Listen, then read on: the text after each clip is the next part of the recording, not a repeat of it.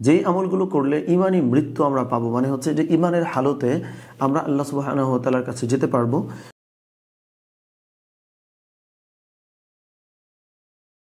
এরকম কিছু আমল নিয়ে আজকে আমরা কথা বলতে চাই ইনশাআল্লাহ। আমরা একটু নোট করেছি, আমরা আস্তে আস্তে সেই আলোকে যাবো ইনশাআল্লাহ।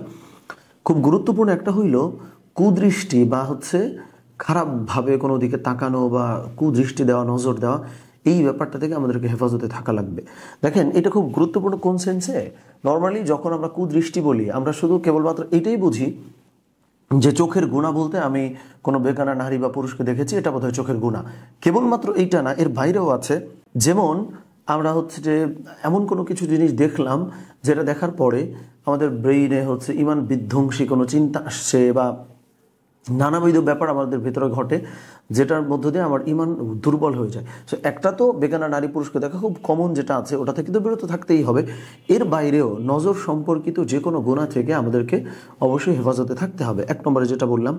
দুই নম্বরটা নিয়মিত মেসওয়াক করা। দেখেন আমরা অনেকে হয়তো মনে করি যে নিয়মিত মেসওয়াক করা এটা এমন কি গুরুত্বপূর্ণ বিষয়, কিন্তু এটা খুব জরুরি। কেননা প্রতিনিয়ত যদি আমাদের জন্য কষ্টকর না হইতো তাহলে রাসূলুল্লাহ সাল্লাল্লাহু আলাইহি ওয়াসাল্লাম মেসওয়াক করাটা আমাদের জন্য কিন্তু জরুরি করে ফেলতেন বা আবশ্যক করে ফেলতেন।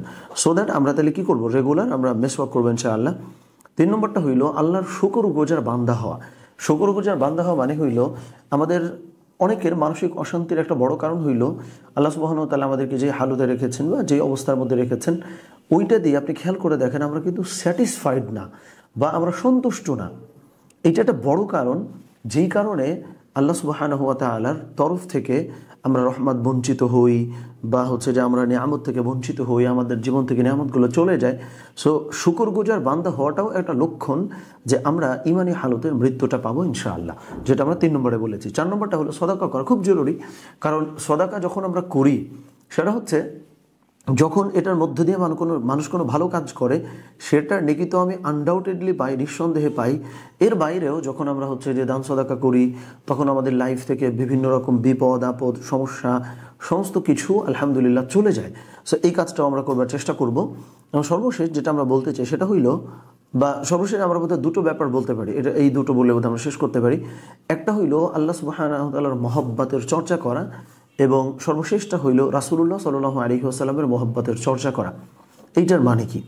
এটার মানে হলো যে আমি আমার চলনে বলনে হালতে সমস্ত কিছুতে আমার আল্লাহর অ্যাওয়ারনেস আমার মধ্যে আছে কিনা, যে একটা ভালো কাজ করছি আমার আল্লাহ খুশি হবে সেই জন্য করছে, এইভাবে চিন্তা করা। কোনো একটা মন্দ কাজে ইনভলভ হবো, হ্যাঁ আল্লাহ তো নারাজ হয়ে যাবে, ওই ভয় কাজটা না করা, এই ব্যাপারটা ভেতরে রাখা। তাহলে এটা হলো আল্লাহর মহব্বতের কথা আমরা বলেছি। সর্বশ্রেষ্ঠ হইল রাসূলুল্লাহ সাল্লাল্লাহু আলাইহি ওয়াসাল্লামের মহব্বত রাখা। নবীজির মহব্বত মানে কি? সুন্নতের পাবন্দি করা। সো এই বিষয়গুলো যদি আমরা মেনে চলতে পারি তাহলে ইনশাআল্লাহ আমরা নাজাত পাবো এবং হচ্ছে যে ইমানি হালতে আমরা মৃত্যুটা পাবো। মহান আল্লাহ সুবহানাহু ওয়া তাআলা আমাদেরকে সেই তৌফিক দান করেন। আমিন। আসসালামু আলাইকুম ওয়া রাহমাতুল্লাহ।